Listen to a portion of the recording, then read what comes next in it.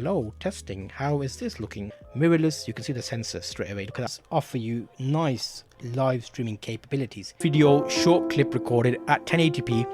I always say when people ask me what's a good first camera, there's two cameras I normally suggest. Either as a total noob, the Canon T7 would be a good option.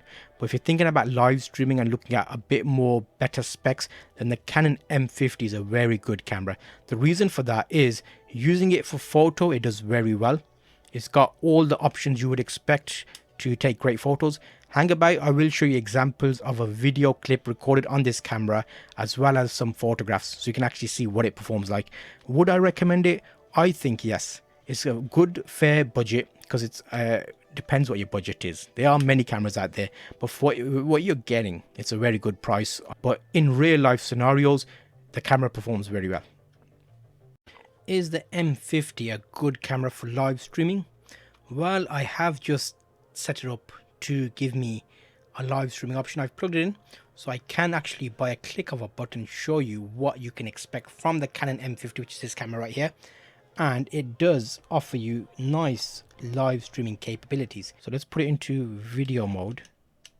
So now that it's in video mode, you can go menu and then you will get additional menus. So you remember it went up to 6 before, now it goes to 7, 8, 9. So 8, shooting info display. You can select what shows when your screen is showing, but the main option you want is number 9, HDMI info display. You go to clean full HD output. Okay, that means there will be no menus on the screen when you're live streaming, which is like a big plus. A lot of people look for that, number 9. But make sure you're in video mode and then you do that, otherwise you won't get it. Because I did that myself. I was in photo mode and when I went to menu, see, it only went up to 6, so I didn't have that option. It is a clean HDMI, which means there won't be any menus. It's got auto eye focusing. The colors seem very nice. So if you compare that to my other camera there, you know, you just need to position the camera in the right place, use it for live streaming.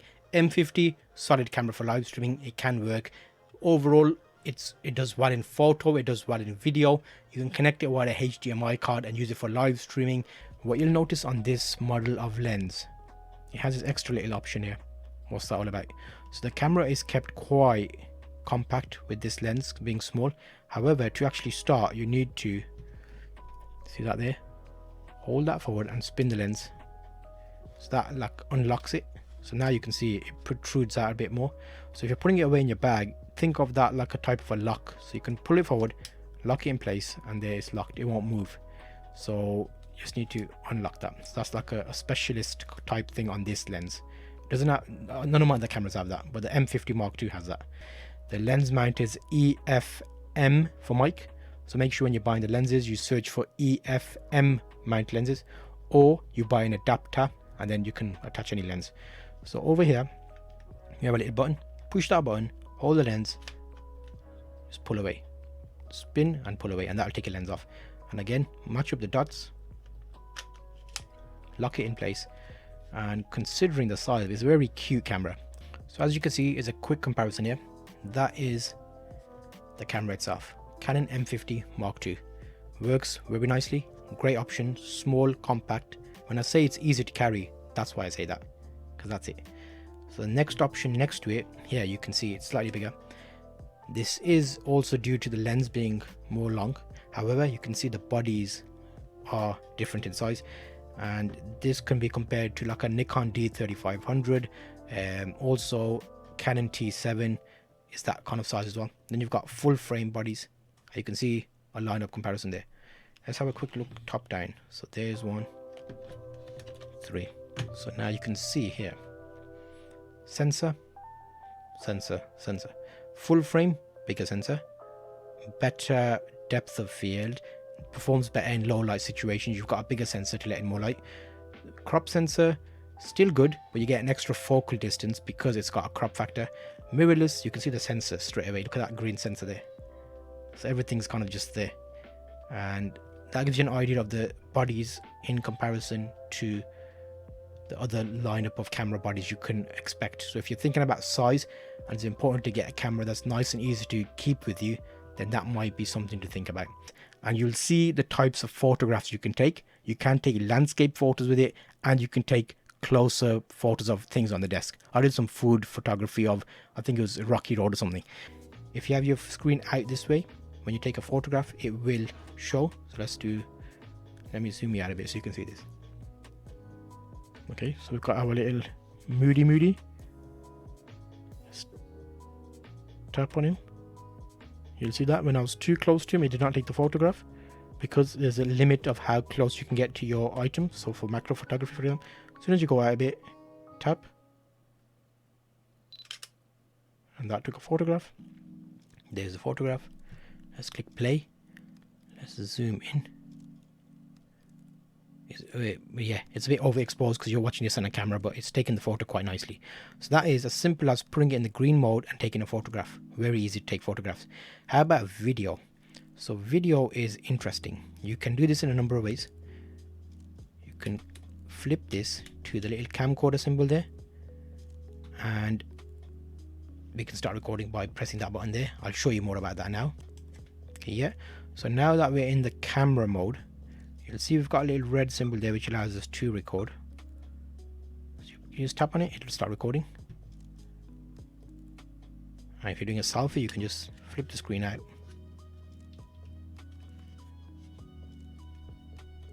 Hello, testing. How is this looking? It actually looks very nice, to be honest, for colors, straight out of auto mode. Okay, so let me have a review back of that video I just recorded. Again, I can tap that to stop recording. Flip the screen back into position, press play. There's the video clip. It looks a bit bright because my camera is a bit bright, but actually on here it's perfectly exposed. I have done a full course explaining all the modes and how you use them, but let's just go to manual. Let's go to auto. I'll stick in auto because I'm assuming a lot of people that buy this will be in that mode. What I'll do now is I'll show you the video. I'll show you an example video of this. So here you can see a video short clip recorded at 1080p, and that's outdoors. So outdoors it performs very well. If there's really good light conditions, because obviously it's a smaller sensor, that's where the differences come. But you can see it performs very well indoors and outdoors. A couple of little clips there, and I think I ordered something in the cafe, so we got like a hot chocolate and drink. So there you can see how it shows color rendition indoors, and you can adjust it more. There's some food, some desserts, and you can see it's not bad. That's the video test. Hot chocolate and some dessert. How amazing is that? So I'm showing you a clip of this camera right now so you can see how it performs. There's a bit of a library in the cafe as well, so it did well. I've also got some outdoor photos. Like if you're taking it on holiday and you're doing a bit of holiday photography, it's actually quite good. You can see that for the small DSLR mirrorless camera, it performs quite nice. And you've got like there's chickens there and all sorts in like a little zoo. So you're doing a little family day out, or you're doing something along those lines, it will work very nicely for you because you can use it. Here's some photo examples you can see. So photo there indoors, and that's like a portrait. So that's taken with the camera itself. There's a few more little photos here of the rug bag for the laptop, the Republic of Gamers laptop that I use for editing. Quick little shot there in the library section. Nothing fancy, standard lighting, indoor lights. That's some photos outdoors. I think it works nice, and that is something that you can check out for more landscape photography, you could call that. Like if you're doing street trial stripe photography, it works quite well there as well. So that's just giving you an idea of the types of photos you can take with this camera and also what it's capable of. I like it. It's a good option, and if many people ask me about it, I always suggest this as a good starter camera. It does everything quite well. Hopefully this helps you if you're thinking about buying it.